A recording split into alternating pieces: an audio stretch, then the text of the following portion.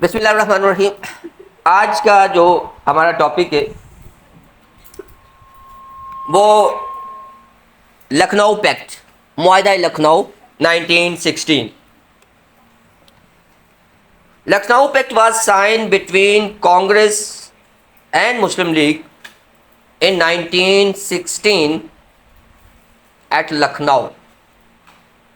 मुआहदा लखनऊ जो है वो 1916 में कांग्रेस और मुस्लिम लीग के दरमियान साइन हुआ। Actually it was also called a pact of unity, Hindu Muslim unity. It was also called agreement of Hindu Muslim unity. इसको हिंदू मुस्लिम इत्तेहाद का मुआहिदा भी कहा जाता है। अब सवाल ये है कि मुस्लिम लीग 1906 में बनी तो 10 साल बाद ये मुआहिदा हो रहा है, तो पहले क्यों ना हो गया? या in other words, what was the background of this pact? इस मुआहिदे का बैकग्राउंड क्या था? ये साइन क्यों हुआ? बिल्कुल, अब इसके पीछे 2-3 फैक्टर्स हैं। लखनऊ पैक्ट के पीछे, साइन होने के पीछे देयर आर 2 to 3 फैक्टर। तो पहला फैक्टर है, अगर आप देखें, जैसे हम कल भी बात कर रहे थे, when Muslim league came into being, तो मुस्लिम लीग का जो कॉन्स्टिट्यूशन था, मुस्लिम लीग का जो पहला ऑब्जेक्टिव था, दैट वाज प्रो ब्रिटिश। वो हमने पढ़ा था, to show your loyalty toward the British, कि ब्रिटिश के साथ अपनी वफादारी शो करना, ये पहला मुआहिदा उनका ऑब्जेक्टिव है। जबकि कांग्रेस उस वक्त किस पैटर्न पे चल रही थी? कांग्रेस सेल्फ रूल या सेल्फ गवर्नमेंट आप उसे कह लें, या उर्दू में स्वराज। अब जाहिर है दोनों का जो माइंड सेट है वो डिफरेंट है। तो फिर सेम कैसे हुआ? उस पर हमने बात की थी। व्हेन कायदे आज़म ज्वाइन द मुस्लिम लीग इन 1913, तो कायदे आज़म ने कंडीशन क्या रखी थी कि मुस्लिम लीग जो है it must change it's constitution. तो 1913 में मुस्लिम लीग ने अपना जो कॉन्स्टिट्यूशन था उसको चेंज किया। That was the first point. अब जब चेंज हो गया, दोनों के ऑब्जेक्टिव सेम हो गए, दोनों के जो गोल हैं वो सेम हो गए।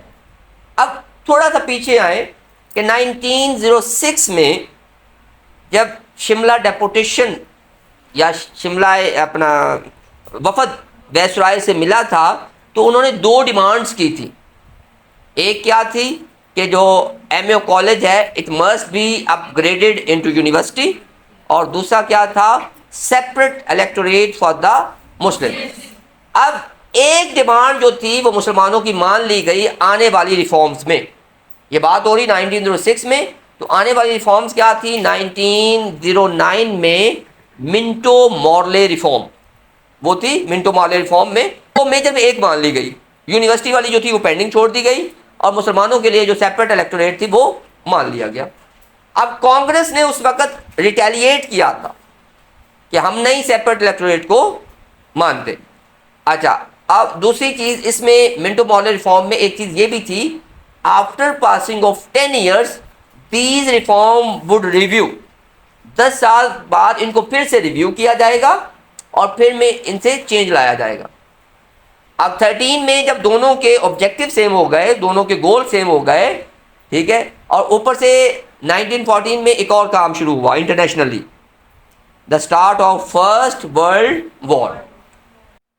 अब यहाँ उस वक्त जो ब्रिटिश वायसराय थे, लॉर्ड चेल्मस्फोर्ड, उनका नाम था लॉर्ड चेल्मस्फोर्ड, CHELMSFORD, चेल्मस्फोर्ड। उन्होंने भी ऐलान कर दिया जी हम एक नई रिफॉर्म्स लाने जा रहे हैं। अब पहले से भी पता था रिफॉर्म्स आनी है, तो पहले जब उन्होंने ऐलान किया था तो मुस्लिम लीग के ज़हन में जो खदशात थे उनको दूर करने के लिए वो शिमला डेपुटेशन में मिले। अब दोनों के ज़हन में आया, क्योंकि दोनों के गोल भी सेम हो गए, तो सोचा क्यों ना मिल के ब्रिटिश गवर्नमेंट को एक डिमांड रखी जाए।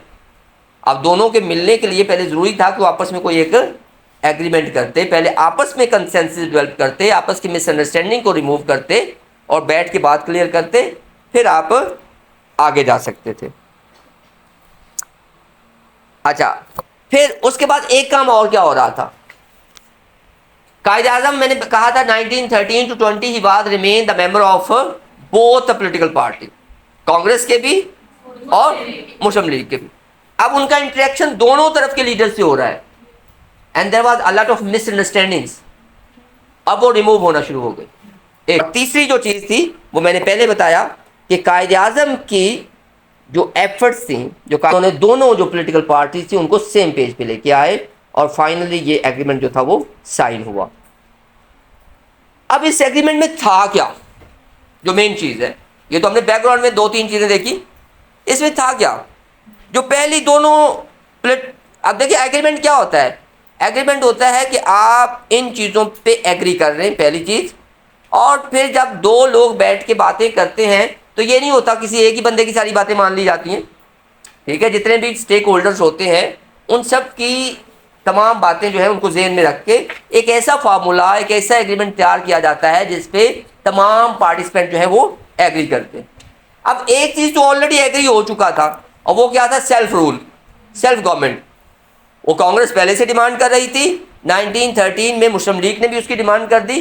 उन्होंने क्या कहा कि जो मैनटेगो चेल्मस्फोर्ड आने वाली है उसमें हमने डिमांड क्या करनी है, तो पहली डिमांड क्या थी, सेल्फ गवर्नमेंट, क्योंकि दोनों एग्री कर रहे हैं। अच्छा, दूसरी चीज़, अब 1909 में डेवलपमेंट क्या हुई थी, separate electorate was accepted by the Muslim, लेकिन कांग्रेस ने उस वक्त उसको रिजेक्ट किया था, हम नहीं मानते, लेकिन यहाँ पे कांग्रेस ने भी एग्री किया। कांग्रेस ने भी न सिर्फ मुसलमानों के लिए but Congress accepted separate electorate for all the communities until all the communities reject that. तब तक सेपरेट इलेक्टोरेट को तस्लीम किया जाएगा जब तक तमाम कम्युनिटीज, हाँ अगर तमाम मिलके म्यूचुअल एग्रीमेंट से उसको ख़त्म करना चाहें तो फिर जाहिर है उसका जवाब नहीं बनता। ये दूसरी डेवलपमेंट थी। तीसरी बड़ी डेवलपमेंट जो थी, उस वक़्त मुसलमानों की जो टोटल अगर पॉपुलेशन देखें तो वो 1/4 बनती है। इस हिसाब से मुसलमानों को काउंसिल के अंदर या जो उनकी सेंट्रल गवर्नमेंट के अंदर रिप्रेजेंटेशन कितनी मिलनी चाहिए, 1/4।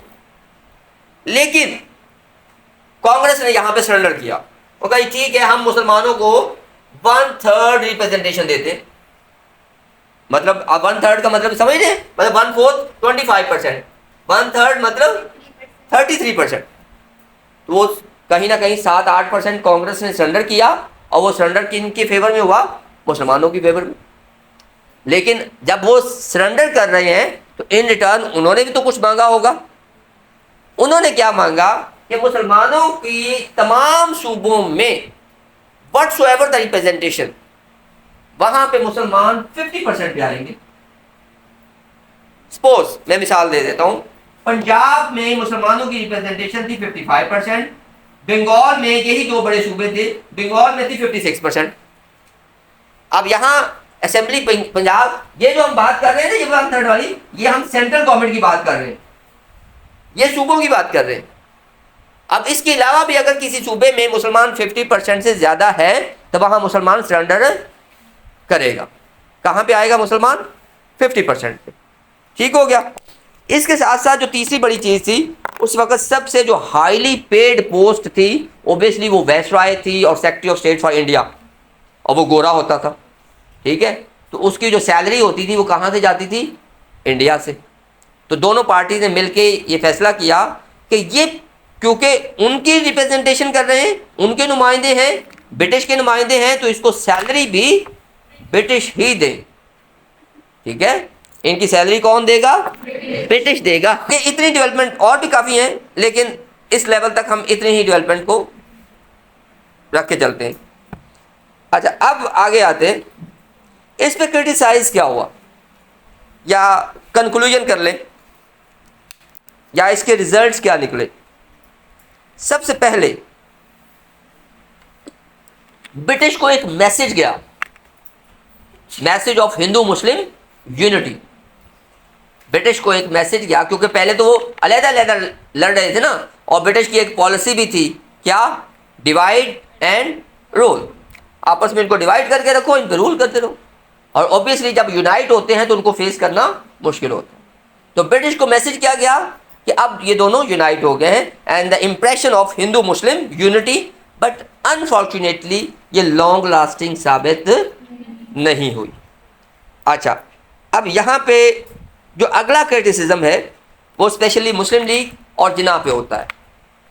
वो क्या है कि जी आप जब हुकूमत में आते हैं तो आप कोई भी लेजिस्लेशन करते हैं, आप जब कानून साजी करते हैं तो आपको 2/3 मेजॉरिटी रिक्वायर्ड होती है, मीन आपको 66% रिक्वायर्ड होती है। तो सेंट्रल गवर्नमेंट में आपकी पूरे ओवरऑल पॉपुलेशन 1/4 है, तो वहां तो कभी आप 2/3 में जा ही नहीं सकते। आप मैक्सिमम 1/4 होते हैं या 1/3 होते हैं। 1/3 तो आपको मिल गई ना, आप होते 1/4 है, तो आप वहां 1/4 है या 1/3 है, you are not able to make the legislation over there. इस बॉडी में तो आप अपनी मर्जी से कानून साजी करवा नहीं सकते, क्योंकि आप इस पोजीशन में ही नहीं हैं। लेकिन वो जो मुसलमानों के 2 बड़े सूबे थे जहां आप किसी भी छोटी सी जमात को बुलाते जिनकी 10-11% रिप्रेजेंटेशन होती, सपोज पंजाब में आप सिखों की छोटी सी पार्टी को मिला लेते, आप बंगाल में ईसाइयों को साथ मिलाते, तो आप क्या करते? 66% पे जाते और अपने मर्जी के मुताबिक लेजिस्लेशन कर सकते थे। लेकिन आपने वहां पे सरेंडर किया, अब आप उस पोजीशन में भी नहीं रहे, and that was a criticism. ये शायद एक सवाल भी है कि व्हाट वाज द रिएक्शन या what was the criticism on Lucknow pact. ठीक है, तो लखनऊ पैक्ट का क्रिटिसिज्म क्या था कि सबसे पहले तो आपने 1/3 रिप्रेजेंटेशन ले ली सेंट्रल गवर्नमेंट में, जो कि इतनी फ्रूटफुल साबित हो ही नहीं सकती, क्योंकि आप ठीक है, आप यहाँ बैठे हैं, आप 3 लोग बैठे हैं या आप 4 बैठे हैं, जब आपके बैठने का कोई मकसद पूरा नहीं हो सकता, ठीक है, तो बेशक आप 5 भी बैठ जाए। लेकिन जहाँ पे आपकी रिप्रेजेंटेशन बन रही थी और आप मेजॉरिटी में थे और आपने खुद सरेंडर किया, वहाँ आप इस पोजीशन में आ सकते थे कि you can make the legislation. वहाँ आपने सरेंडर करके सबसे बड़ी गलती की। So that was the reaction. जो सबसे प्लस पॉइंट रहा वो ये रहा कि मुसलमानों को जो सेपरेट इलेक्टोरेट था, दैट वाज एक्सेप्टेड, जिसको 1909 में कांग्रेस ने रिजेक्ट किया था। अब कांग्रेस उस पर मान गई। So it was a unitarian efforts of Jinnah that Congress accepted separate electorate for the Muslim first and the last time. That was the peak period of Hindu-Muslim unity, and as a result of Lucknow Pact, Quaid-e-Azam got the title of Ambassador of Hindu-Muslim Unity by Sarojini Naidu. कायद आज़म को अमन के सफ़ीर का title दिया गया